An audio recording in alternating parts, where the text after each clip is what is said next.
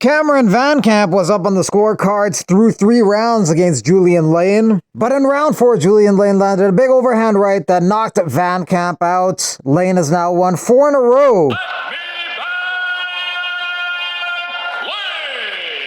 This is my ring. I'm the king of violence. Been doing this before all of y'all. So, Jeremy Stevens, Mike Perry, they signed Jimmy Sweeney, all 3 of y'all can get it any day, man. But hey, I made that fight harder on myself because I was being patient. He was vulnerable for that right hand, the overhand right, because he drops his hands.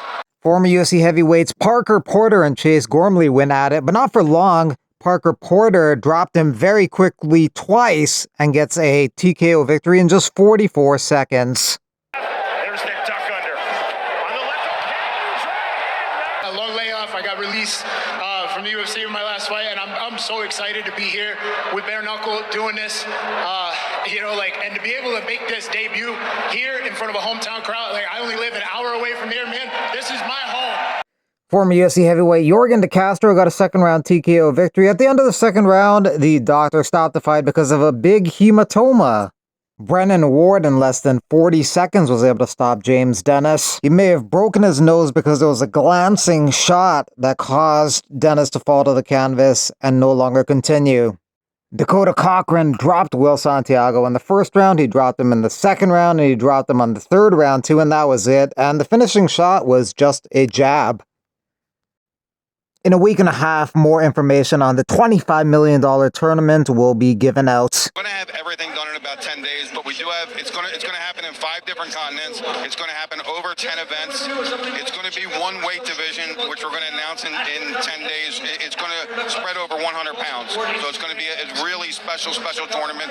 The winner of the tournament is going to get $15 million for the winner. One person will walk with $15 million. The rest will be spread out among the rest of the contestants. It's going to be probably the most watched tournament that's ever been in combat sports. It's the biggest prize. It's going to be the biggest pool of fighters ever. It's really going to change the game of combat sports. It's also the big thing for us for Bkfc.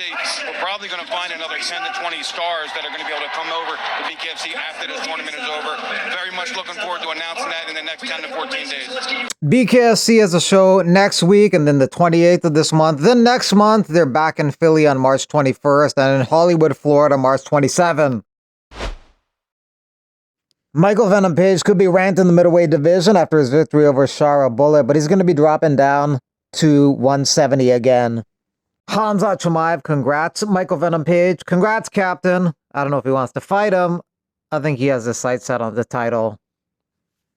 So Hamzat Chimaev today got his UAE passport. There have been some questions about his being able to enter the United States. Do you think this new passport will help it out? Don't listen to any of that bullshit. Well, he'll get in the United States. And then I'm very confident that do you know a guy? I'm very confident that we can get him into the country. Cristiano Ronaldo made an appearance at UFC Riyadh. You know, everyone know me. I love UFC. I love Riyadh season. You're doing a fantastic show. Congratulations, guys. What? Where would you rank Cristiano Ronaldo in the top athletes of all time? Well, I mean, as far as, I'm not a big soccer guy, but as far as superstars, I mean, he's one of the biggest superstars ever. And you know what I like about him too is as popular, as successful, and as wealthy as he's become, he's a very nice, humble guy. I like him. He's a very nice guy. Alex Pereira was supporting Israel Adesanya and cheering him on, but he got knocked out in the second round. It's a rough game we play. When we're up, we're up. When we're down, we're down. Dude's still a legend. Sardine Imavov now has 8 wins since 2020. Drickus also has 8 since that time. And Brendan Allen has 10. Habib Nurmagomedov says, just wow. Imavov, congratulations. What a performance. Imavov is a problem. Him versus Kyle Bahayo seems like the next fight if Hamzat gets the next title shot. Or maybe Imavov sits out and waits for a title shot. We'll see what happens. Izzy will take some time to think about what's next. Ask where your head's at right now. What is next for you? I don't know. I'll have to chill and then think about things. I'll relax first for a little bit, just help the teammates who have fights coming up, and yeah, see what I want to do. I was going to do that anyway, but, you know, now I'm forced to. Shout out to Nasruddin for that. Izzy tried to pull a Pereira, but ended up with the Jamal KO. Izzy tried doing the Alex, nah, I'm good after the eye poke. Immediate KO. Finishing Izzy in round 2 is crazy work. Marvin Vittori says the only chance for Adesanya to win a fight is to fight me. Marvin, have you ever been tested for autism? No, but for sure I am. It was a good night for French fighters at UFC Riyadh. Fares Ziem also won on the card, as well as Imavov.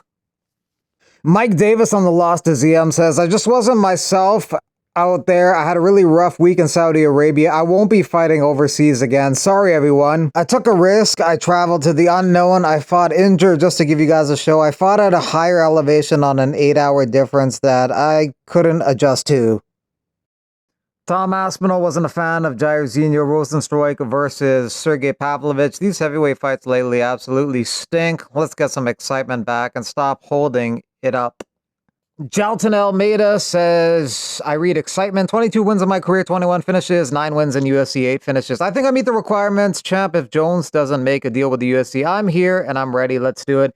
It's not a bad idea. You can't hold the division forever, so if they can't do the Jones versus Aspinall fight by like May, just move on.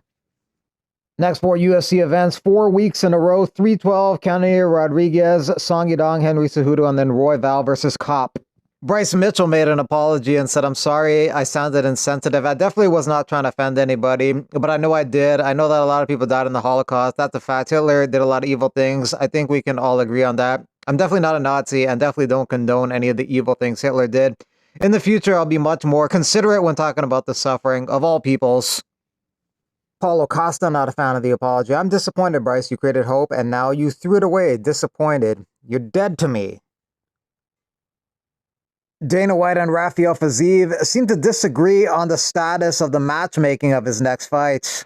Rafael Fiziev, one of the greatest strikers in the lightweight division, said that he was offered to fight for September, December, all these other months, and still to this day he does not have a straight date for when he's fighting. Do you know anything about, what's happening with him? When is he coming back? Fiziev. So he's saying that he's been ready to fight for months and we haven't given him a fight? Or is it? Yeah. Apparently it's much more complicated than that. Sounds like bullshit to me. Sounds like bullshit to me. The UFC is returning to Kansas City, Missouri for a fight night card. On April 26th, they've added 2 fights so far. Michel Pereira versus Abus Magomedov in a middleweight contest, as well as David Onama versus Giga Chikadze in the featherweight division. Matthew Semmelsberger, cut by the UFC, he says, I don't belong there with the best of the best. I've shown that in the last few fights. In particular, he was knocked out by Radke in his last fights. Thanks for watching. If you want to support the channel, you can via Super Thanks donation, or you can leave a donation via PayPal. There's a link on the main page.